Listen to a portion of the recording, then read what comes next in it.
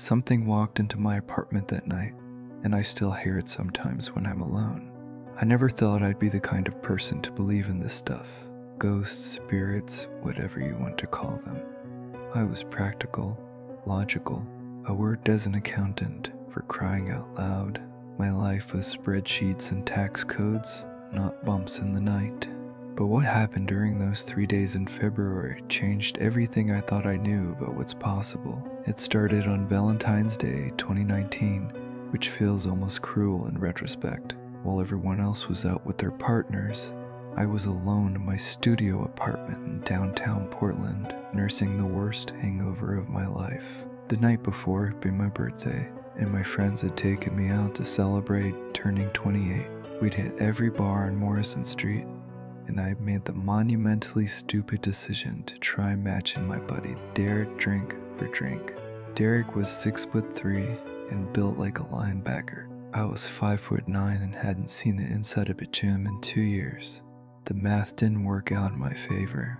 I woke up around 2 in the afternoon with my head pounding like someone was using my skull as a kettle drum.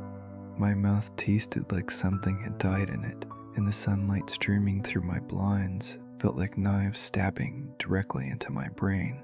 I rolled over, groaning, and that's when I heard the scratching.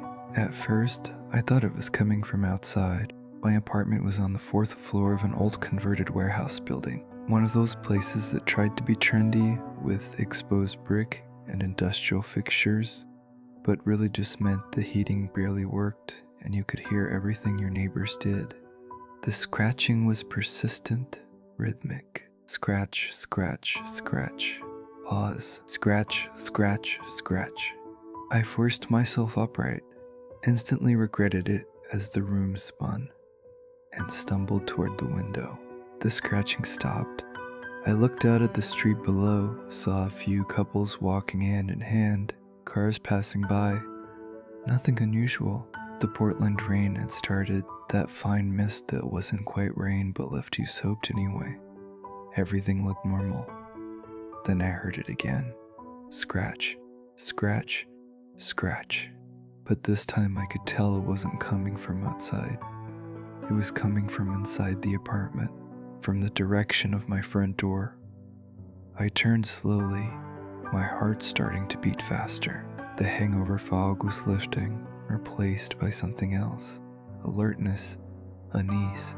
My apartment was small, just one main room that served as bedroom and living area, a tiny kitchen along one wall, and a bathroom. I could see the front door from where I stood. There was nothing there. Scratch, scratch, scratch.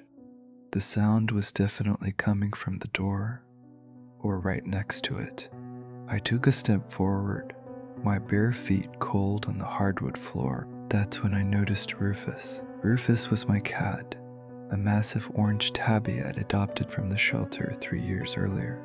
He was usually fearless, the kind of cat who'd stare down dogs twice his size, but right now, Rufus was in the corner of the room, his back arched, his fur standing completely on end.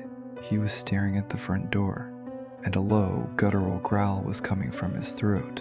I never heard him make that sound before. Rufus, hey buddy, what's wrong? The scratching stopped again. The silence that followed was somehow worse. It was too complete, too heavy. Even the usual sounds of the building, the hum of other people's TVs, footsteps from the apartment above, the groan of the old pipes, all of it seemed to have disappeared. It was like someone had wrapped my apartment in cotton, muffling everything. I should have felt relieved that the scratching had stopped. Instead, I felt terrified. My hand started to shake, and I realized I was holding my breath. I forced myself to breathe, slow and steady, trying to calm down. This was ridiculous. It was probably just a pipe. Old buildings made weird noises all the time. But Rufus didn't relax. He stayed in his corner, that awful growl continuing, his yellow eyes fixed on the door. I made myself walk toward it. Each step felt like it took an enormous amount of effort, like I was wading through deep water. When I got close enough, I pressed my ear against the door, listening. Nothing, just silence on the other side. I checked the peephole, saw the empty hallway, the same ugly brown carpet, and fluorescent lights that had been there when I moved in. I stepped back, feeling foolish. I was letting a hangover and an overactive imagination get the better of me. I went to the kitchen, poured myself a glass of water, and took some aspirin. My hands were still shaking slightly as I brought the glass to my lips. That's when I heard the footsteps. They started at the far end of the hallway, near the elevator. Slow, deliberate footsteps. The sound of shoes on carpet, coming closer. Someone was walking down the hallway toward my apartment. That wasn't unusual. Other people lived on this floor, but there was something about the rhythm of these footsteps that made the hair on the back of my neck stand up. They were too measured, too precise. Each footfall exactly the same length apart, exactly the same weight, like a metronome. No natural human gait sounds like that. We speed up, we slow down, we shift our weight. These footsteps didn't vary at all. I set down my glass and moved back toward the door. Through the peephole I watched as the hallway came into view. Empty, but the footsteps were getting closer. I could hear them clearly now, just a few feet away from my door. Then they stopped. Right outside my apartment, I stared through the peephole, my heart hammering so hard I thought it might break through my ribs. The hallway was empty. There was no one there, but I could feel a presence on the other side of the door, as real and solid as if someone was standing an inch away from me, with just the wood between us. Rufus's growl had turned into a high-pitched yowl, a sound of pure terror. I wanted to call out to ask who was there, but my throat had closed up. I couldn't make a sound. Then I heard the breathing. It was soft at first, barely audible, but it was there on the other side of the door. Someone was breathing, slow and steady, in and out, in and out. The sound of it made my skin crawl because it was wrong somehow. Too wet, too heavy. Like the person on the other side had fluid in their lungs. I don't know how long I stood there, frozen, listening to that awful breathing. It felt like hours, but was probably only a minute or two. Then, as suddenly as it started, it stopped. The presence on the other side of the door vanished. Just like that, it was gone. I could feel the absence of it, the way you can feel when someone who's been standing behind you walks away. I stayed by the door for another 10 minutes, watching through the peephole, waiting for something to happen. Nothing did. Eventually, Rufus relaxed, his fur settling back down, though he kept casting nervous glances toward the door. I told myself I'd imagined it. Hangover hallucinations, that was a thing, right? I spent the rest of the day trying to convince myself that's all it was. I watched TV, scrolled through my phone, did anything to distract myself. When it started getting dark outside, I realized I needed food. I'd been too nauseous earlier to eat, but now my stomach was growling.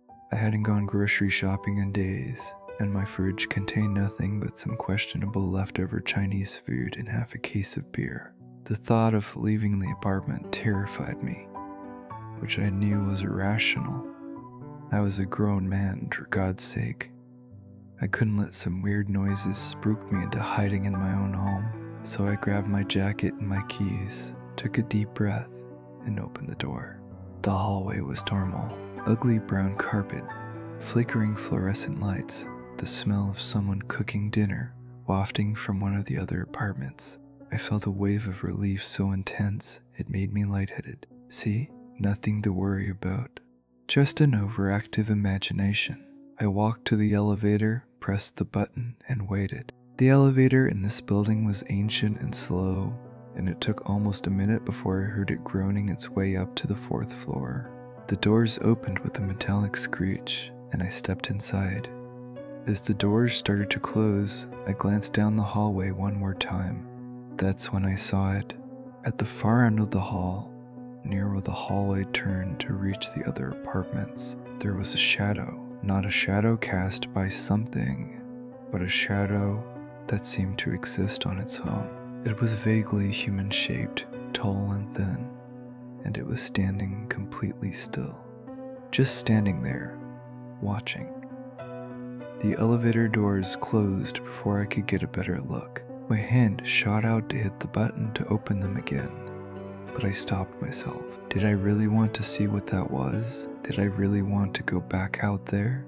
The elevator started its slow descent, and I pressed myself against the back wall, my breath coming in short, quick gasps.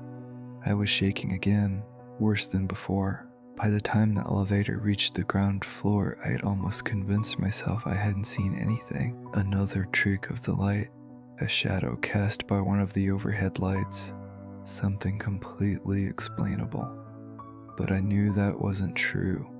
I knew what I'd seen, and more than that, I knew what it had felt like. The way it had been standing there, watching me, waiting. It had felt familiar somehow. Like I'd seen it before, even though I knew I hadn't. Or maybe I had in dreams, in nightmares. I went to the convenience store in the corner, bought some instant noodles and a sandwich, and hurried back. The walk back to my building felt like the longest walk of my life. Every shadow seemed to move. Every dark corner seemed to hide something watching. By the time I got back inside, I was practically running. The elevator ride back up to the 4th floor was torture. I kept expecting it to stop between floors, for the lights to go out, for something to happen. But it didn't. It carried me smoothly up to my floor, and the doors opened onto the same empty hallway. I walked quickly to my apartment, unlocked the door, and practically fell inside. I slammed it shut behind me, locked both locks, and slid the chain into place. Only then did I allow myself to breathe. Rufus meowed at me from his spot on the couch, a normal, everyday sound that made me want to cry with relief. I fed him, made my noodles, and turned on every light in the apartment. I wasn't going to sleep tonight, I knew that much. I'd stay up, keep the lights on, keep the TV playing. Morning would come eventually and everything would be fine. Except it wasn't fine. Around midnight, the scratching started again. Scratch, scratch, scratch.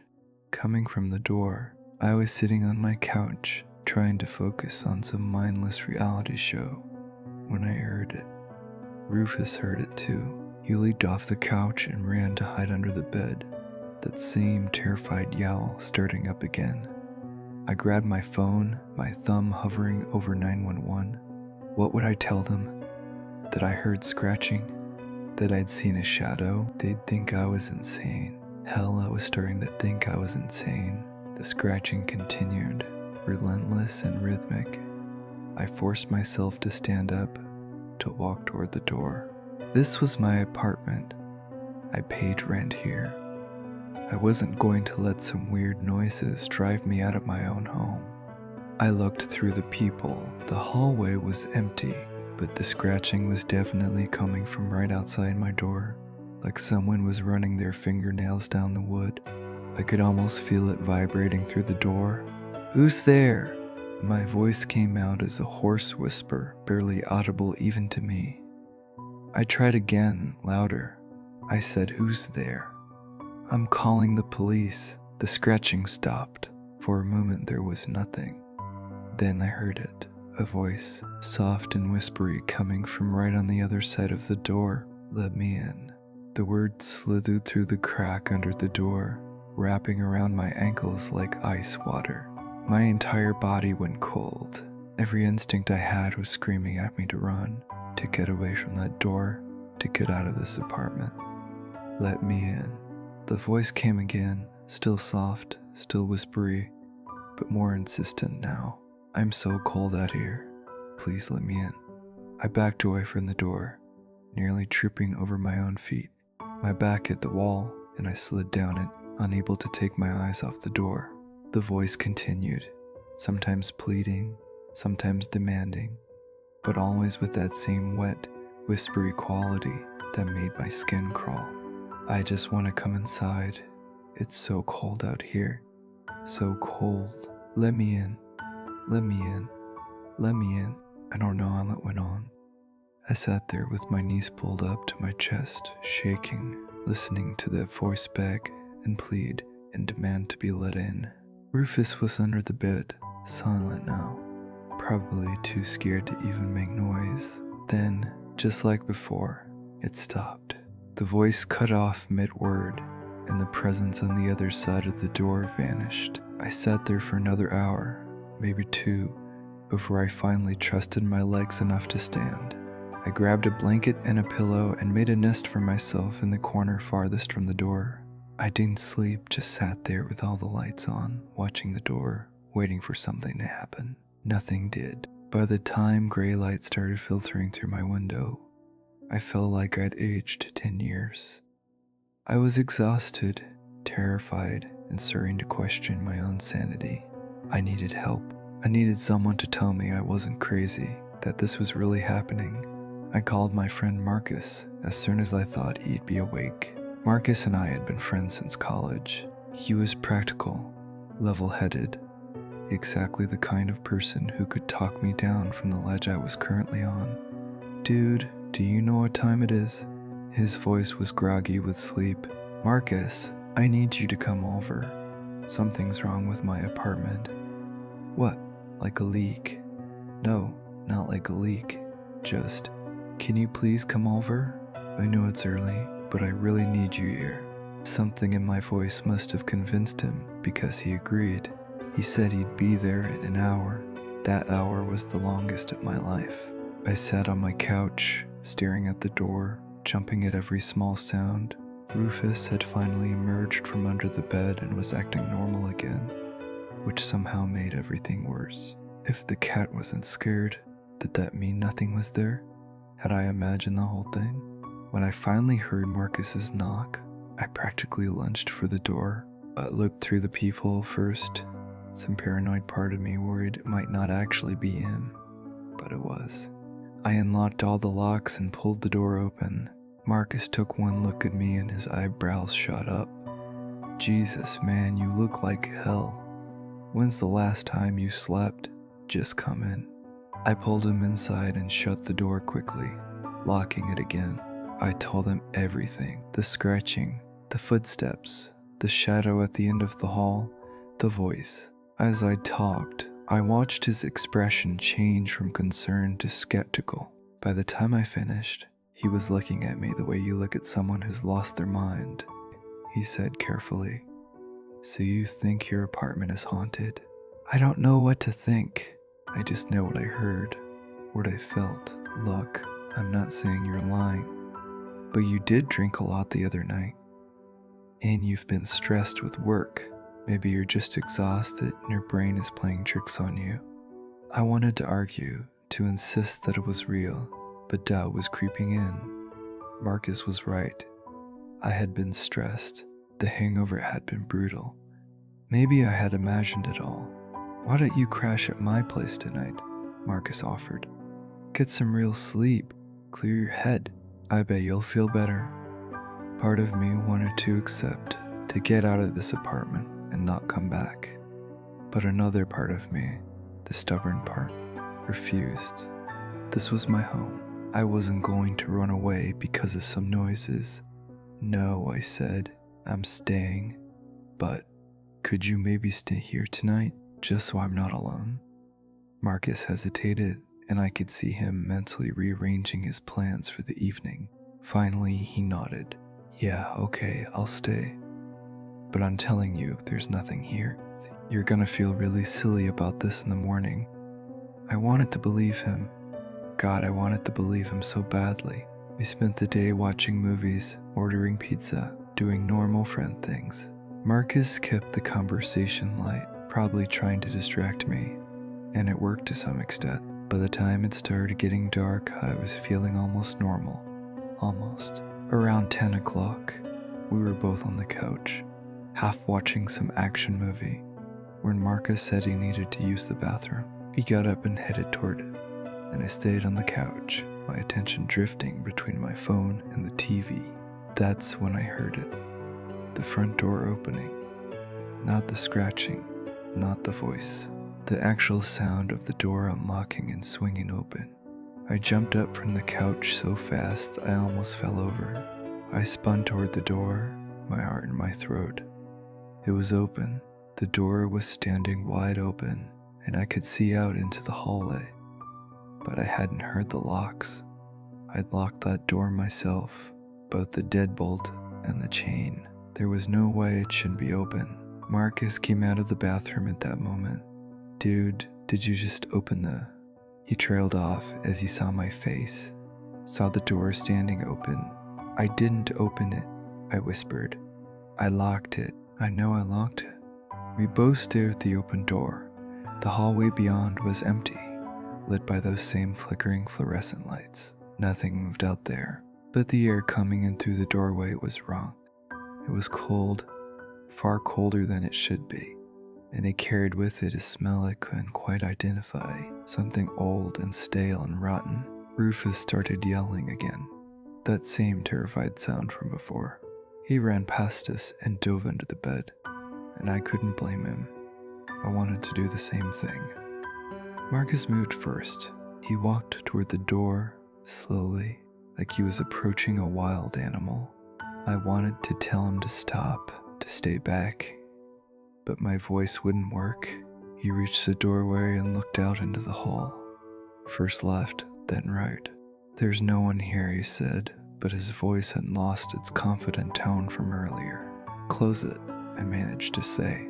Please, just close it. He did, shutting it firmly and engaging both locks. We stood there staring at it, waiting for something else to happen. For a moment, nothing did. Then we heard the footsteps.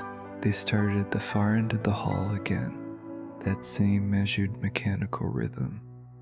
Coming closer. Marcus heard them too, I could see it in his face. His eyes went wide, and all the color drained from his cheeks. What the hell is that? He breathed. The footsteps reached our door and stopped. The silence that followed was deafening. I grabbed Marcus's arm, my fingers digging into his sleeve. We both stared at the door, not breathing, not moving. Then came the knocking. It wasn't a normal knock. It was too loud, too forceful. The door shook in its frame with each impact. Boom, boom, boom, like someone was hitting it with a sledgehammer. Pictures rattled on the walls. My coffee table actually scooted across the floor from the vibrations. Marcus and I backed away, stumbling into each other. The knocking continued, relentless and rhythmic, and with each impact the door seemed to bow inward slightly, like something impossibly strong was on the other side. We need to leave, Marcus said, his voice shaking. We need to leave right now. But how? The door was the only way out. My apartment didn't have a fire escape, and we were 4 floors up. Unless we wanted to jump out a window, we were trapped. The knocking stopped as suddenly as it had started. For a moment there was blessed silence. Then we heard the voice again, that same wet whisper from the night before. Let me in. But this time it didn't sound pleading. It sounded angry. Let me in. Let me in. Let me in. It started getting louder, more insistent, the words running together into an awful chant. Let mine, let mine, let mine, let mine. Marcus had pulled out his phone and was trying to dial 911, but his hands were shaking so badly, he kept dropping it. I snatched it from him and managed to hit the call button. 911, what's your emergency? Someone's trying to break into my apartment, I said, my voice high and panicked. They're at my door, they won't stop. Please send someone. What's your address, sir? I gave it to her, along with my apartment number. She told me police were on the way, to stay calm, to stay away from the door. Easy for her to say. The voice outside had changed again. It wasn't words anymore, just a horrible keening wail, like the sound of wind through a cave, or the cry of some animal in pain. It went on and on, rising and falling in pitch, drilling into my skull.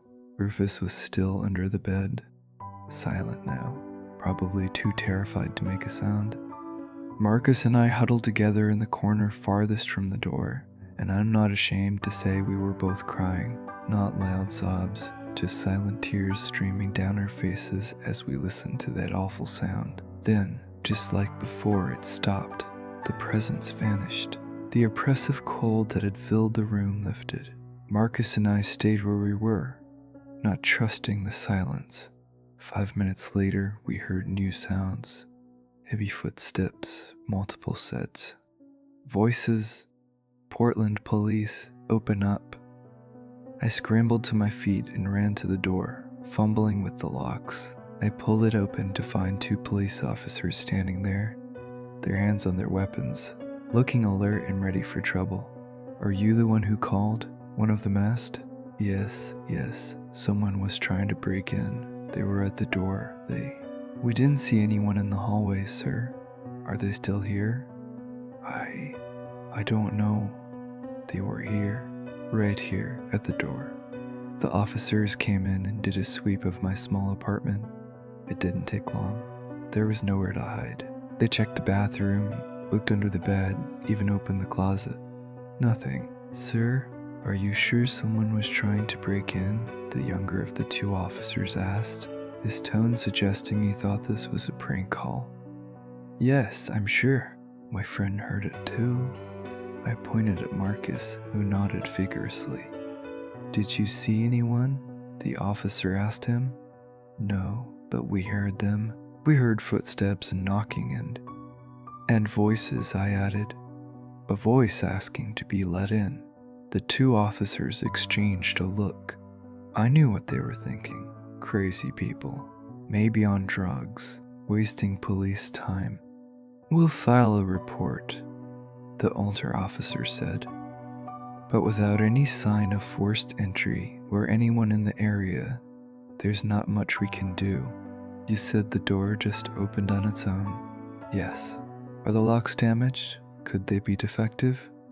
I looked at the door. The locks looked fine. Normal. I don't know. I'd recommend having the building super take a look. Maybe get new locks installed. In the meantime, if you see or hear anything else suspicious, call us back. They left, and Marcus and I were alone again. We looked at each other, and I could see my own fear and confusion reflected in his face. That happened, right? I said. I didn't imagine it. No, Marcus said, his voice hollow. That happened. Jesus Christ, that happened. We spent the rest of the night huddled on the couch with every light on. Neither of us slept. We talked in whispers, jumping at every small sound, but nothing else happened. As the sun came up and light filled the apartment, the terror of the night before started to feel distant, almost unreal. I'm not staying here tonight, Marcus said as he gathered his things to leave. I'm sorry, man, but I can't. I don't blame you, I said. And I didn't. I wasn't sure I could stay here either. After Marcus left, I sat alone in my apartment, exhausted and terrified and completely at a loss for what to do. I could move, but my lease wasn't up for another 6 months, and I couldn't afford to break it. I could stay with friends, but for how long? This was my home. Somehow I had to find a way to deal with this. I spent that day researching online. Ghost sightings, paranormal activity, hauntings. There were thousands of stories out there. People claiming to have experienced the exact same things I had. Footsteps, voices, doors opening on their own. Some of them had found solutions. Others had just moved away. I read about cleansings and blessings and protection rituals, feeling more and more ridiculous with each one. The thing that struck me most was how many of the stories followed similar patterns. People would report feeling watched in their own homes. They'd hear their names being called by voices they almost recognized. Doors would open and close on their own. Objects would move. And almost universally, the activity would escalate. What started as small disturbances would grow into something terrifying, something that felt actively malevolent. I found myself falling down rabbit holes, reading forum posts from people who claimed their hauntings had driven them to the edge of sanity. One woman described hearing her dead mother's voice calling for help every night, begging to be let back into the house. A man wrote about shadow figures that would stand at the foot of his bed, watching him sleep, getting closer each night until he woke up, unable to breathe, feeling like something was sitting on his chest. The more I read, the more my hands shook because I recognized the patterns. The escalation, the way it always seemed to happen at night, the feeling of being targeted, specifically chosen by whatever was doing this. I quit through to a website run by a former priest who had specialized in exorcisms before leaving the church. His writing was clinical, almost academic, but the cases he described were horrifying. He talked about entities that would attach themselves to people, feeding off their fear. He described how they would test boundaries, starting with small disturbances and gradually becoming bolder. The goal, he wrote, was always the same: to break down the person's sense of safety, to make them feel helpless and afraid in their own space until they were vulnerable enough to be influenced or even possessed. I had to close my laptop at that point. My apartment suddenly felt very small, very exposed. Every shadow seemed deeper. Every small sound made me jump. I kept glancing at the door, half expecting it to swing open again, even though it was still daylight. I tried to distract myself with TV, but I couldn't focus. My mind kept replaying the events of the previous nights, the breathing on the other side of the door, that wet, whispery voice.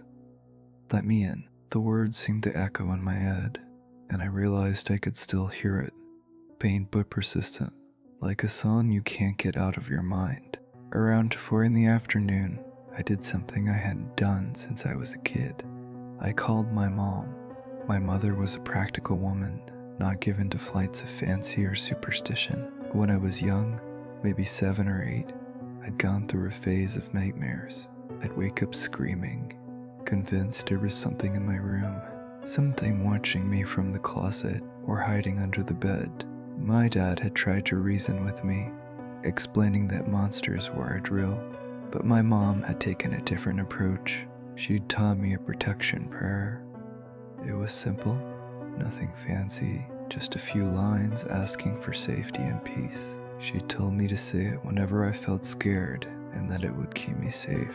Looking back, I'm sure it was just a psychological trick, a way to give a frightened child a sense of control. But it had worked. The nightmares had stopped. I hadn't thought about that prayer in 20 years. But now, sitting in my apartment as the afternoon light began to fade, I found myself trying to remember the words. Mom? My voice sounded small when she answered. Honey, what a nice surprise. How are you? I'm okay. I trailed off, not sure how to explain. How do you tell your mother that you think your apartment is haunted? What's wrong? You sound upset. Do you remember that prayer you used to teach me when I had nightmares? There was a pause on the other end of the line. Of course I do. Why? I was just thinking about it, trying to remember the words. Another pause, longer this time. When she spoke again, her voice had changed, become more serious. What's happening, sweetheart? I almost told her. The words were right there, ready to spill out, but at the last second I chickened out. Nothing. Just feeling nostalgic, I guess. Can you remind me how it goes? She recited it for me, and I wrote it down on the back of an old receipt. We talked for a few more minutes, normal mom and son stuff, and by the time we hung up, I felt marginally better. Calmer, at least. But as the day wore on and the lights started to fade, my skepticism faded with it. I was desperate. I would try anything. I found a website for a local paranormal investigation group. It felt absurd even as I was doing it, but I filled out their contact form, explaining what had been happening. I hit send and immediately felt like an idiot. They probably got dozens of these a day, from attention seekers and people with overactive imaginations. To my surprise, I got a response within an hour. A woman named Sarah said she and her team could come by that evening. if I wanted. I said yes without hesitation. They arrived around 7 o'clock. 3 people carrying equipment cases and looking far more professional than I'd expected. Sarah was in her 40s, with short gray hair and kind eyes that had seen things. I could tell. The kind of eyes that have witnessed the impossible and learned to accept it. The other 2 were younger, a man named Josh who couldn't have been more than 25, with nervous energy and eager hands, and a woman named Elena who was quiet but observant, her dark eyes taking in every detail of my apartment. I showed them around my small apartment, which didn't take long, and told them everything that had happened. They listened without judgment, taking notes, asking clarifying questions. Sarah asked about the smell I'd mentioned, whether it had been consistent each time. Josh wanted to know if the temperature drops had been gradual or sudden. Elena asked if I noticed any changes in my own behavior, any missing time or unexplained injuries. That last question made me pause. I hadn't thought about it before, but now that she mentioned it, I'd been having trouble sleeping even on the nights when nothing happened, and there were bruises on my arms that I couldn't remember getting. Dark purple marks that looked almost like fingerprints. When did these appear? Elena asked, gently touching one of the bruises. I don't know. I just noticed them yesterday. She and Sarah exchanged a look that I couldn't read. Josh was already unpacking equipment, his hands moving quickly and efficiently despite the slight tremor I could see in them. He was scared, I realized. They all were. But they were here anyway. We're going to set up some equipment, Sarah explained, pulling out devices I'd only seen in paranormal TV shows. Cameras, audio recorders, EMF detectors. If there's something here, we'll document. And if you find something, I asked, can you make it stop? We can try, she said, which wasn't exactly reassuring. But I want to be honest with you. Based on what you've described, this isn't a typical haunting. Most ghosts, if that's what we want to call them, they're residual, like recordings playing over and over. They don't interact, don't respond to people. What you're describing sounds intelligent, active, and that makes it much more dangerous. Dangerous how? Intelligent entities can be unpredictable. They can learn, adapt, and if they're malevolent, which this one seems to be, they can cause real harm, physical harm, psychological harm. We've seen cases where people have been seriously hurt. I felt my stomach drop, so what do I do? For now, let us do our job. We'll document what's happening, and then we can figure out next steps. But I want you to know, she put her hand on my arm, her grip firm and reassuring. You're not alone in this. Whatever is happening here, we'll face it together. It was a relief just to talk to someone who didn't think I was crazy. They spent the next hour setting up their equipment, placing cameras in corners, leaving audio recorders running, waving their EMF detectors around. Josh explained that EMF stood for electromagnetic field, and that spirits or entities often cause spikes in electromagnetic energy. Elena was setting up something called a spirit box, which would supposedly allow entities to communicate by manipulating white noise. I sat on my couch, watching, feeling like I was in an episode of a ghost hunting show, except this was my real life, my actual apartment, and the thing they were looking for wasn't just entertainment. It was something that terrified me down to my bones. As they worked, Sarah asked me more questions. Had anything significant happened in my life recently? Any deaths? Any major changes? Had I brought any new objects into the apartment, particularly anything old or antique?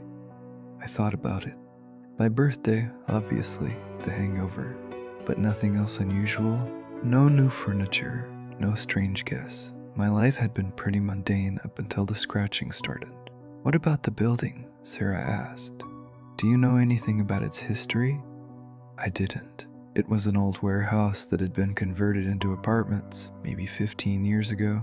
Before that, I had no idea what it had been used for.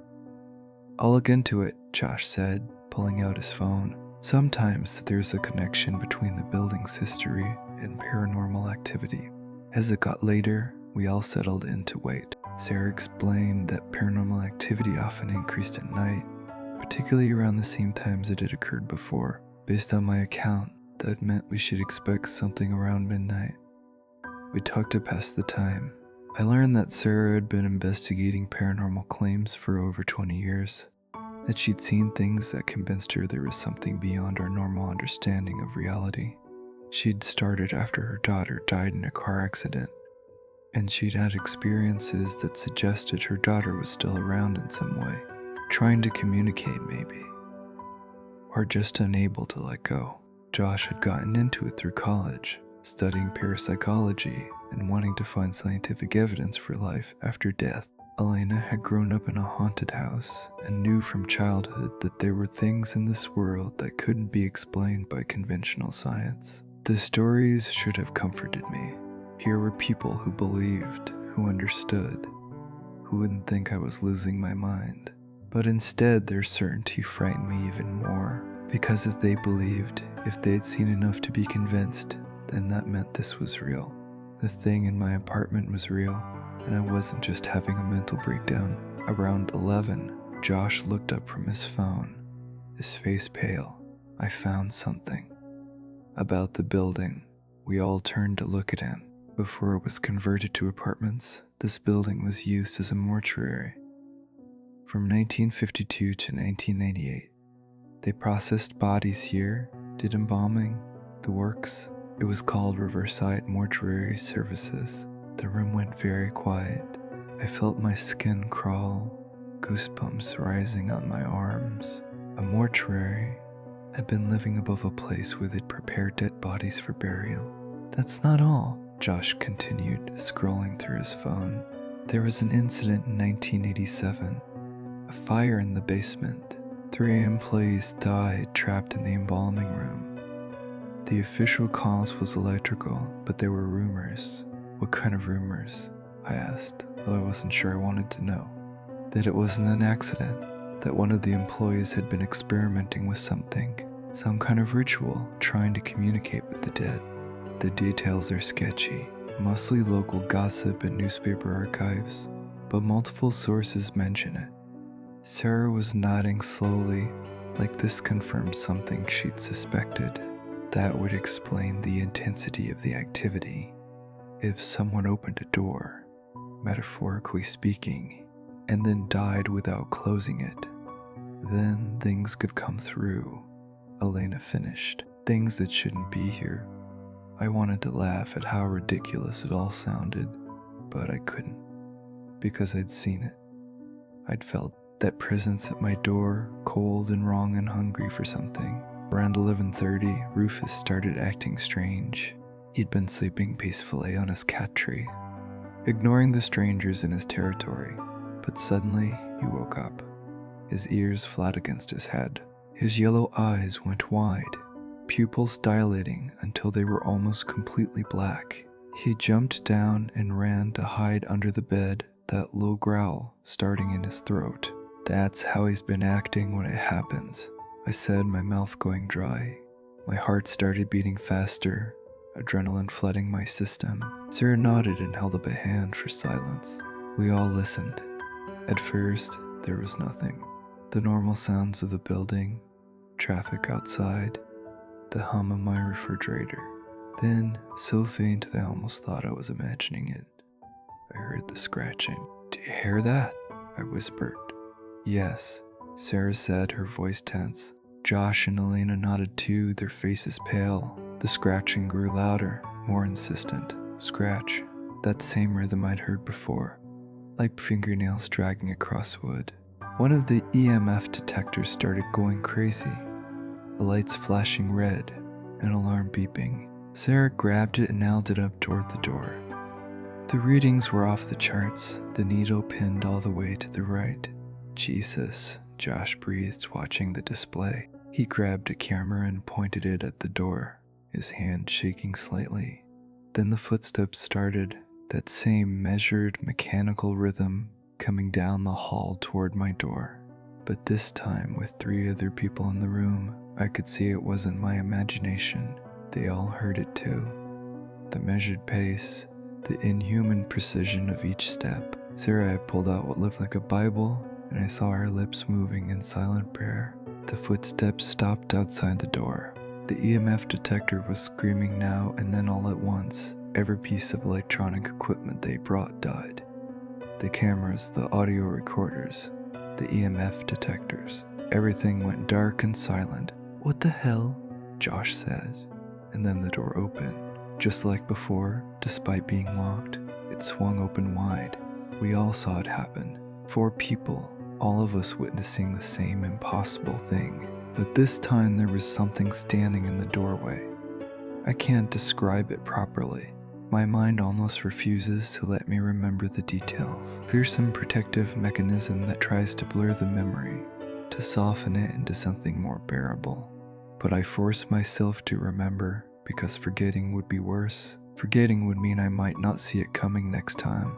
It was tall, impossibly tall, its head nearly touching the top of the doorframe, which meant it had to be at least 7 feet. But it wasn't just tall.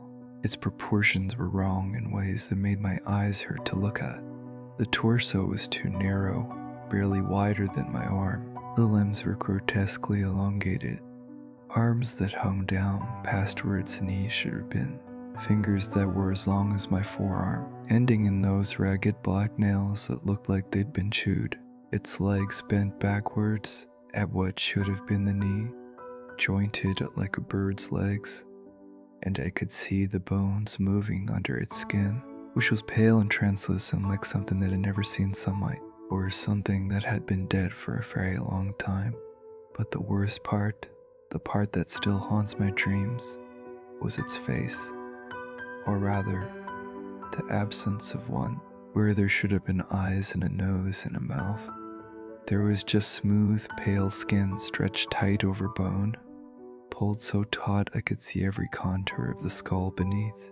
This skin had a wet sheen to it, like it was covered in a thin layer of mucus. And even though there were no eyes, no pupils or irises or anything that should have been able to see, I knew it was looking at me, staring right at me with that faceless void. I could feel its gaze like a physical weight, pressing against my chest, making it hard to breathe. There was something else too, a smell that came with it. That same rotten stale odor I'd noticed before, but 1,000 times stronger. It wasn't just decay. It was wrong, fundamentally wrong. The smell of reality itself breaking down. It made my eyes water and my stomach heave. Sarah started shouting something, words in Latin maybe, holding up her Bible like a shield. The thing in the doorway tilted its head at an unnatural angle, 90 degrees. Then further, that awful blank face turning toward her. The movement was wrong, too fluid, like there were no bones restricting its range of motion. It could twist its head completely around if it wanted to. Then it took a step into the apartment. The temperature plummeted. It didn't drop gradually. It just fell, like someone had opened a door into deep space. My breath came out in white clouds, so thick I could barely see through them. Ice started forming on the windows, creeping across the glass in spiderweb patterns that seemed to have their own terrible geometry. The frost didn't spread randomly. It formed shapes, symbols, things that hurt to look at directly. The thing took another step forward, and with each movement I could hear it. A wet rasping sound like lungs filled with fluid trying to breathe, but also other sounds. Sounds that seemed to come from inside it. Whispers and languages I didn't understand. The sound of fingernails on glass. A child crying somewhere far away. All of it layered together into an audio nightmare that made my brain feel like it was trying to fold in on itself. The EMF detector in Sarah's hand exploded, pieces of plastic and circuitry scattering across the floor. The cameras Josh had set up started smoking, the lenses cracking from some internal pressure. His video camera screen went white, then black, then displayed an image that made him cry out and drop it. I glimpsed what he'd seen before the screen went dark completely. Something in the camera's view that wasn't in the room with us. Faces, dozens of them, twisted in agony, all screaming silently. Elena screamed and ran for the bathroom, slamming the door behind her. Josh was backing away toward the window, his eyes wide and terrified, mumbling something under his breath that might have been a prayer. Sarah was still shouting her Latin prayers, but her voice was shaking now, cracking with terror. The Bible in her hands was smoking, actual smoke rising from the leather cover like it was burning from the inside. The thing's head swiveled back to me, that smooth blank face somehow conveying more menace than any eyes or expression ever could. It reached out one impossibly long arm, the movement fluid and horrible, like watching a spider's leg extend.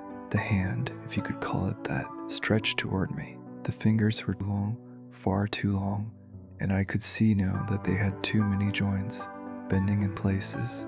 Fingers shouldn't bend. The ragged black nails at the tips were crusted with something dark and dried. I couldn't move. My legs wouldn't work. Every muscle in my body had locked up, frozen by a terror so primal it bypassed conscious thought entirely. This was what prey animals must feel like in the moment before a predator strikes. That complete shutdown of all systems except the parts of the brain that understood I was about to die. The hand came closer. I could see details now that made my sanity scream. The skin wasn't just pale.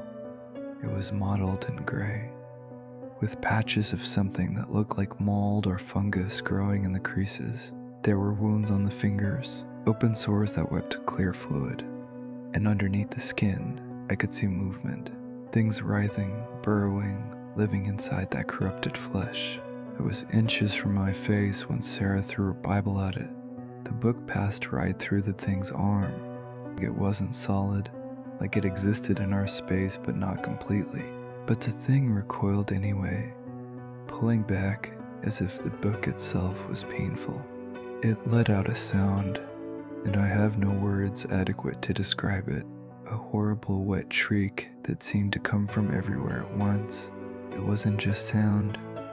It was something that bypassed ears entirely and stabbed directly into the brain. A frequency of pure wrongness, of violation and rage and hunger. The sound shattered my TV screen. The light bulbs overhead exploded, raining glass down on us. My windows cracked, long fracture lines spreading across the glass. And in that moment of chaos, the thing vanished. Just like that, it was gone. The door slammed shut with such force that pictures fell off my walls and the entire apartment shook. We stood there in the darkness, the only light coming from the streetlights outside filtering through the cracked windows. My ears were ringing from that terrible shriek. I could taste blood in my mouth. I'd bitten my tongue so hard I'd broken skin. The smell lingered, that awful rot and wrongness, but the presence was gone. I could feel its absence, the way you can feel when a storm passes. Slowly, painfully, my muscles unlocked. I fell to my knees, gasping, shaking so hard my teeth were chattering. Sarah was on the floor too, her face buried in her hands, her shoulders heaving with sobs. Josh had his back pressed against the window, staring at where the thing had been, tears streaming down his face. After a moment, Elena emerged from the bathroom, pale and sobbing, mascara running down her cheeks in black rivers. "Did you see that?" I managed to ask, my voice coming out as a hoarse whisper. "Please tell me you saw that." "We saw it," Sarah said, her voice barely audible. "We all saw it." Josh was frantically trying to get his equipment working again, but nothing would turn on. Whatever that thing had been, it had fried everything. Every camera, every recorder, every piece of equipment they'd brought was dead. Smoking ruins of circuits and melted plastic. "I've been doing this for 20 years, Tara said, sitting up slowly, her face haggard in the dim light from the street. She looked like she'd aged a decade in the last few minutes. "I've seen a lot of things I can't explain. Shadow figures, objects moving on their own, voices, cold spots and electrical interference and things that make you question reality. But I've never seen anything like that." Her hands were shaking as she picked up her Bible from where it had fallen. The leather cover was charred, blackened, with scorch marks in the shape of fingerprints. Large fingerprints, much larger than human hands. "What was it?" I asked, though I wasn't sure I wanted to know the answer. "I don't know," she admitted, and the fear in her voice terrified me more than anything else had. Because as someone with 20 years of experience was scared, if someone who devoted her life to understanding these things had no idea what we'd just seen, then what hope did I have? But it's stronger than anything I've encountered, and it's fixated on you specifically. What do I do? The question came out as a desperate plea. How do I make it stop? Sarah looked at me with something like pity. I don't know if you can. Something this powerful. I think you need to leave. Get out of this apartment and don't come back. I can't afford to break my lease. Then find somewhere else to stay until the lease is up. Sleep at friends' houses, rent a room somewhere, I don't care. But you cannot stay here. That thing wants you. And I don't think it's going to stop until it gets what it wants. They'd packed up their dead equipment and left. Sarah pressing a card into my hand with the number of a priest who specialized in this sort of thing. I stood alone in my apartment once more, looking at the closed door, and I knew she was right. I grabbed a bag and started throwing clothes into it. I'd stay at Marcus's place, or Derek's, or I'd sleep in my car if I had to. Anything was better than staying here. As I was packing, I noticed something I hadn't seen before. There were scratches on the inside of my front door. Deep gouges in the wood, like something with claws had been trying to get out, or maybe to make sure nothing could get in. I left that night and didn't go back for 3 weeks. I crashed on Marcus's couch, and when he got tired of me, I moved to Derek's place. I paid my rent, but I didn't sleep there. I barely even went back to get my things. But eventually, my friend's patience ran out. They understood at first, but as the weeks went by and nothing else happened, they started to think I was overreacting. Marcus finally sat me down and told me I needed to deal with my apartment situation one way or another. Either break the lease and find a new place, or go back and live there like a normal person. I chose to go back.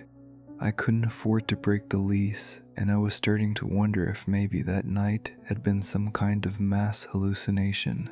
Sarah and her team wouldn't return my calls, which I told myself was because their equipment had been damaged, not because they were too scared to ever come near my apartment again. I moved back in on a Tuesday afternoon, when the sun was bright and the apartment looked mundane and safe.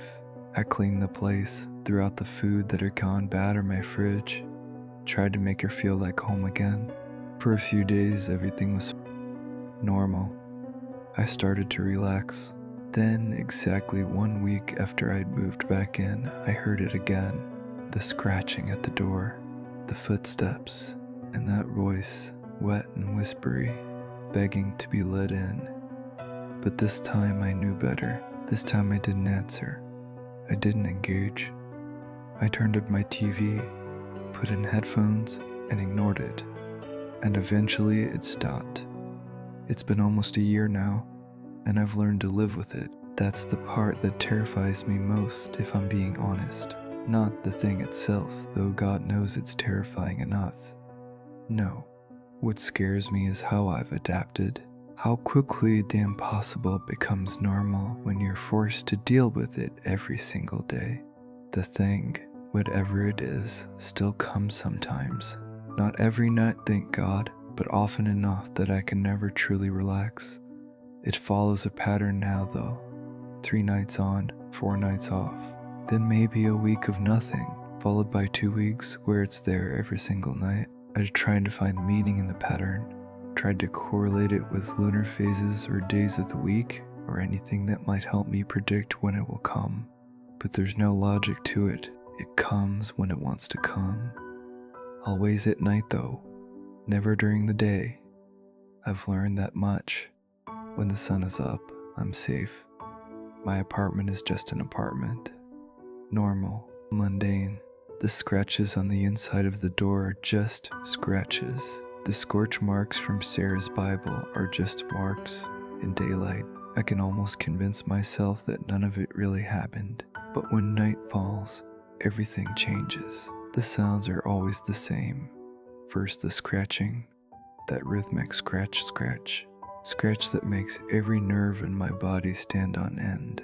Then the footsteps, measured and mechanical, coming down the hallway with inhuman precision.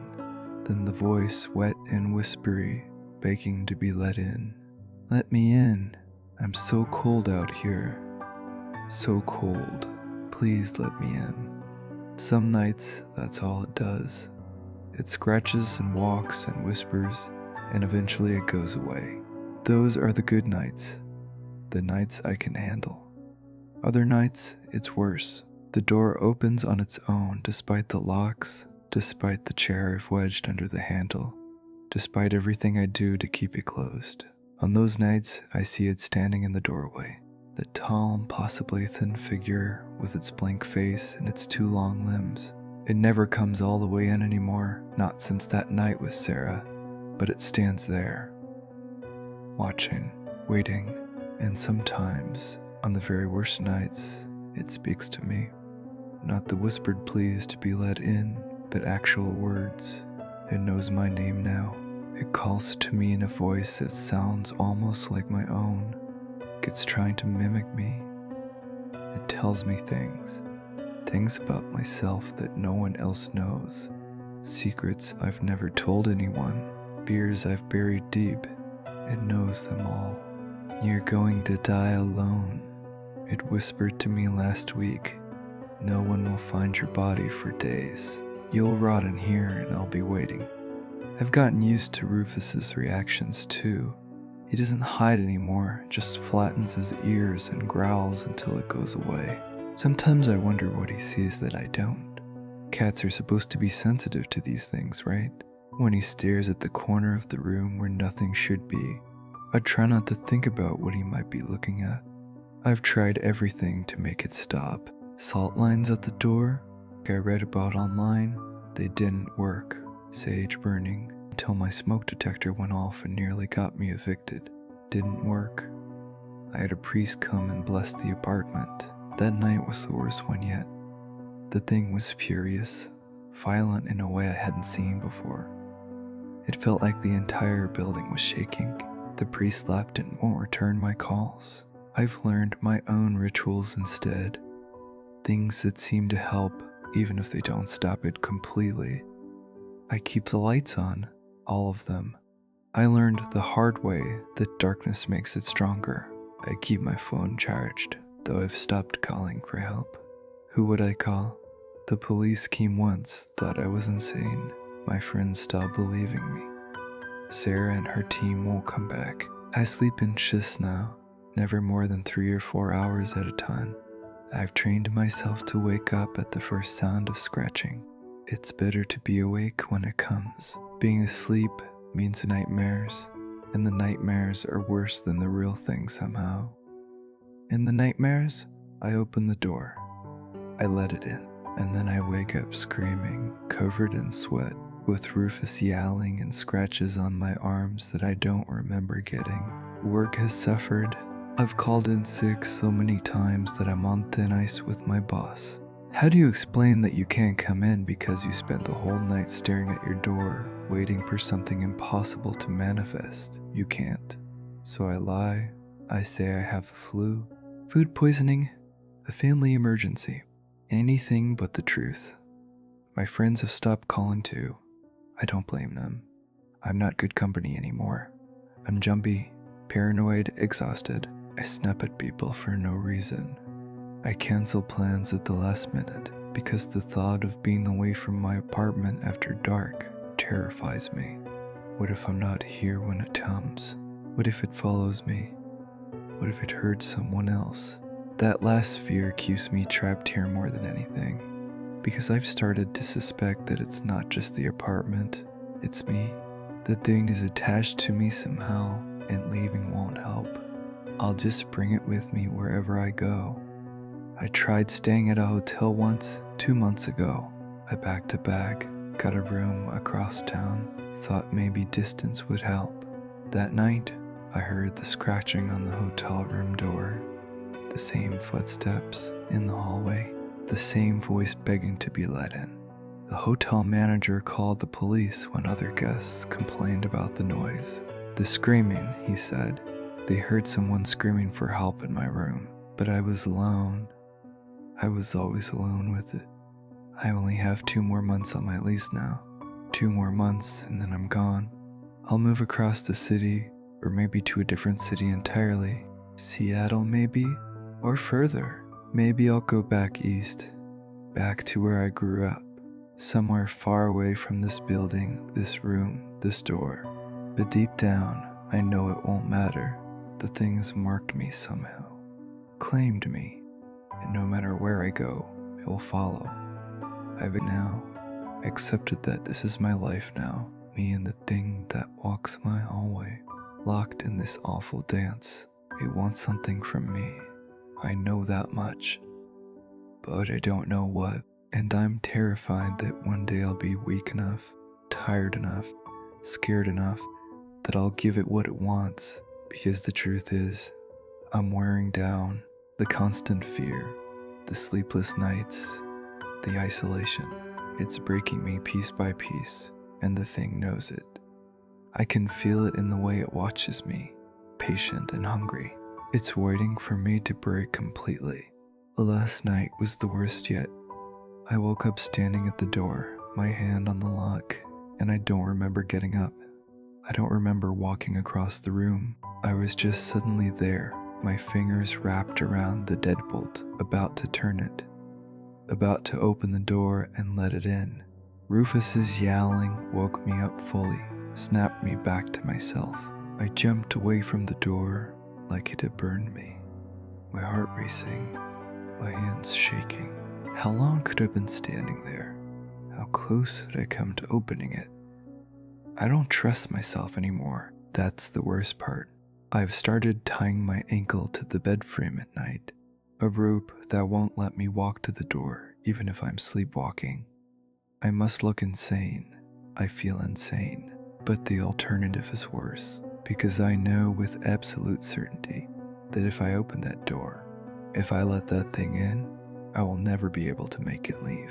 He'll be inside me then, not just outside. And whatever happens after that, I won't be me anymore. Tonight, as I write this, I can hear the scratching starting. Scratch, scratch, scratch, scratch. The familiar rhythm that means it's here again. The footsteps will come next, then the voice. Then the door will open and it will stand there, watching me with its faceless void. And I will sit here, lights on, Rufus growling beside me, and I will not answer. I will not open the door. I will not let it in, no matter how desperately it pleads, no matter how convincingly it begs, no matter how much it sounds like it's in pain, it needs help, gets human and scared and cold, because I know what it really is. I've seen it, and if I ever forget, if I ever let my guard down, all I have to do is look at the inside of my door, at those deep scratches, at the marks that are definitely not from fingernails. They're from claws, longer than should be possible, and they're not scratching to get in. They're scratching to remind me that it's already been inside, that it left these marks from the inside, not the outside, that at some point somehow, it was already in here with me, and maybe it still is. Maybe it never left at all.